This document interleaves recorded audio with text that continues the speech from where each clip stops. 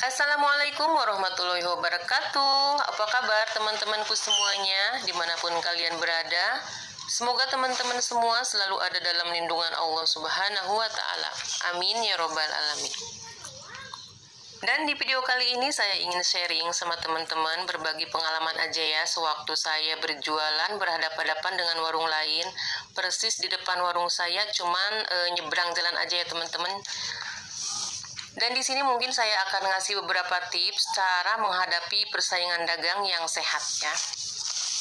Dan sebelum lanjut ke videonya, buat teman-teman yang baru mampir di channel saya ucapkan selamat datang dan selamat bergabung di channel saya. Jangan lupa subscribe. Dan bagi teman-teman yang sudah subscribe, saya ucapkan terima kasih. Semoga kebaikan teman-teman semua dibalas sama Allah Subhanahu wa Ta'ala dengan berlipat ganda. Amin ya Robbal 'Alamin. Oke teman-teman, seperti yang kita tahu ya, dalam dunia bisnis atau usaha apapun itu pasti tidak akan lepas dengan adanya persaingannya. Nah, kita sebagai pedagang harus siap dalam menghadapi persaingan. Jika kita santai-santai saja, bisa jadi usaha kita akan kalah bersaing ya. Dan tidak menutup kemungkinan warung kita akan gulung tikar ya. Untuk itu kita bisa lakukan cara cerdas ini untuk menghadapi persaingan dagang yang sehat. Tapi sebelum ke tips yang saya akan sharing ke teman-teman, saya punya pengalaman sedikit dulu ya. Jadi pengalaman saya sewaktu saya berjualan berhadapan-hadapan dengan warung yang bisa dibilang besar, komplit, dan udah punya nama ya. Jadi ceritanya gini ya teman-teman, mudah-mudahan teman-teman gak jenuh ya dengar ocehan saya. Jadi dulu awal-awal saya ngewarung kira-kira setahun lah ya, waktu itu saya masih belajar ngerintis.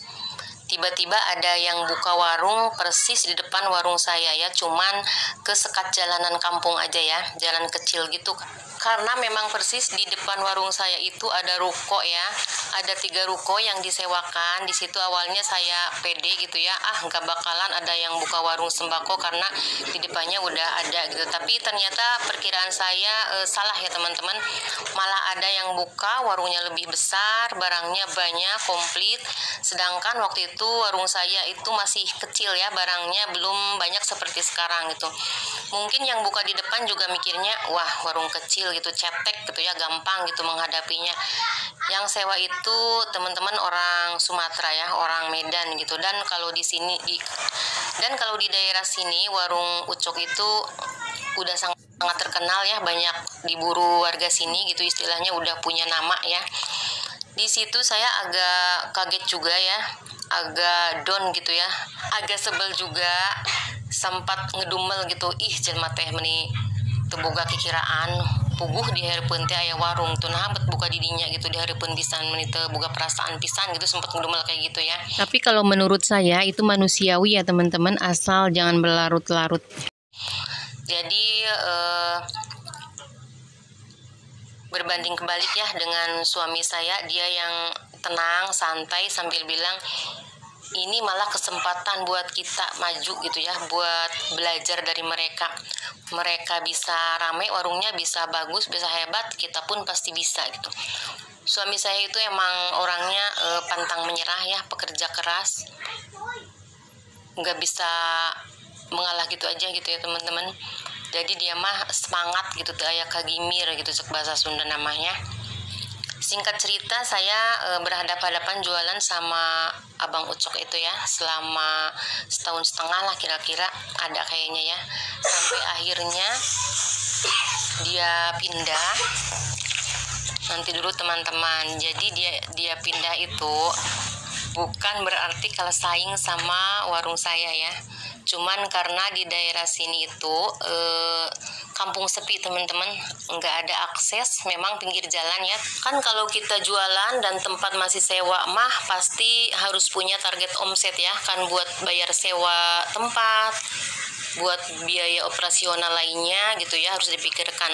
Jadi pindahnya itu karena sepi ya teman-teman, belum lagi banyaknya warung-warung baru yang bermunculan. Beda sama saya yang tempat punya sendiri gitu, biarpun kecil ya alhamdulillah gitu ya, nggak harus mikirin bayar sewa. Jadi biarpun jualan sepi ya dijalanin aja gitu ya. Kalau cek bahasa Sunda nama dapat sahuap sakopeun ge dileukeunnan baik gitu ya. Dan warung saya juga kenapa segini-gini aja gitu, udah bertahun-tahun ngewarung, nggak ada perkembangan seperti jalan di tempat gitu ya teman-teman. Jadi penyebabnya yaitu karena kampung kita itu sepi ya, kampung di sini itu sepi, nggak ada akses, jalanan juga mati, jadi kita ngelayanin orang sekitar sini aja gitu ya, orang-orang sekitar sini aja. Jadi kalau untuk mengembangkan usaha di sini itu kemungkinannya agak susah ya. Kalau kata suami mah kita juga kalau pengen berkembang mah ya harus sewa di luar ya, cari tempat di luar gitu. Cuman masalahnya cari tempat yang bagus, yang strategis itu tidak semudah membalik telapak tangannya teman-teman. Saya juga niatan ya dari dulu gitu ya. Niatan dari dulu mah gitu udah ada, tapi belum ketemu tempat yang cocok, belum ketemu jodoh kali ya, masih banyak yang harus dipertimbangkan ya. Mudah-mudahan kedepannya ketemu tempat yang cocok, yang bagus, yang strategis gitu ya, amin ya robbal alamin ya. Itu tadi sedikit pengalaman saya teman-teman, dan sekarang kita kembali ke tips ya teman-teman.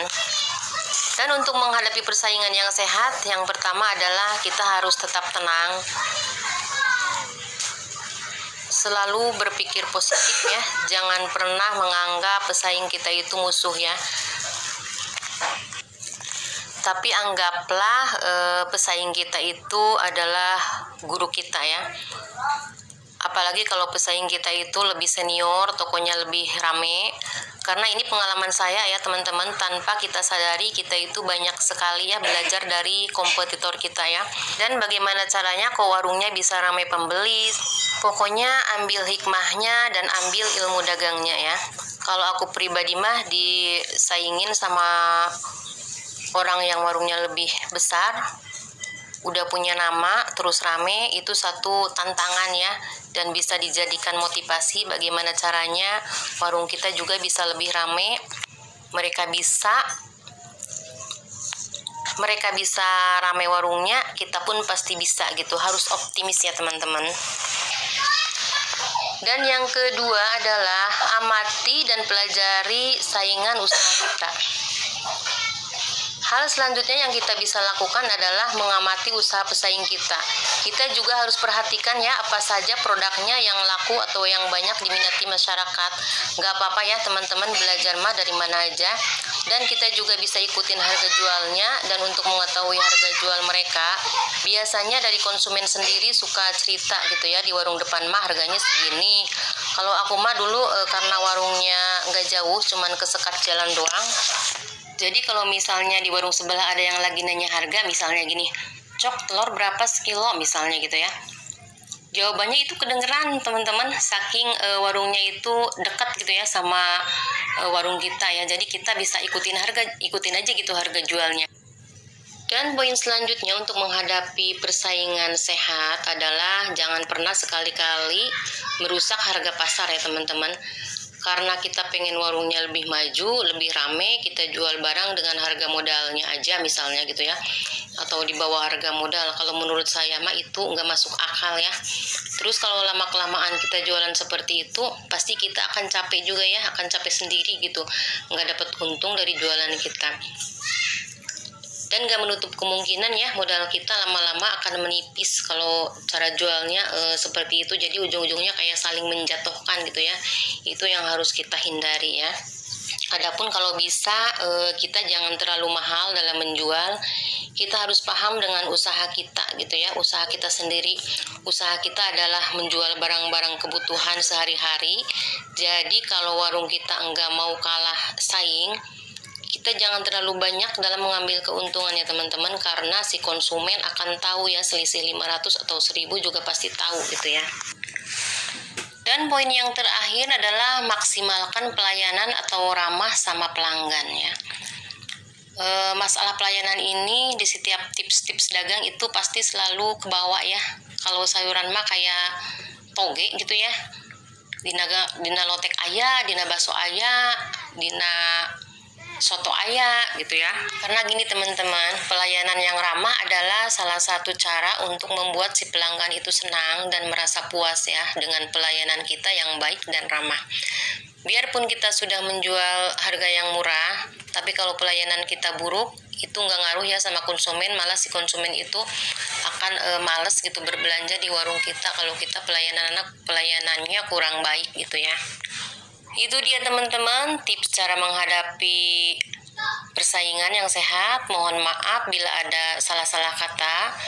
Semoga bermanfaat tipsnya. Sampai ketemu lagi di video selanjutnya.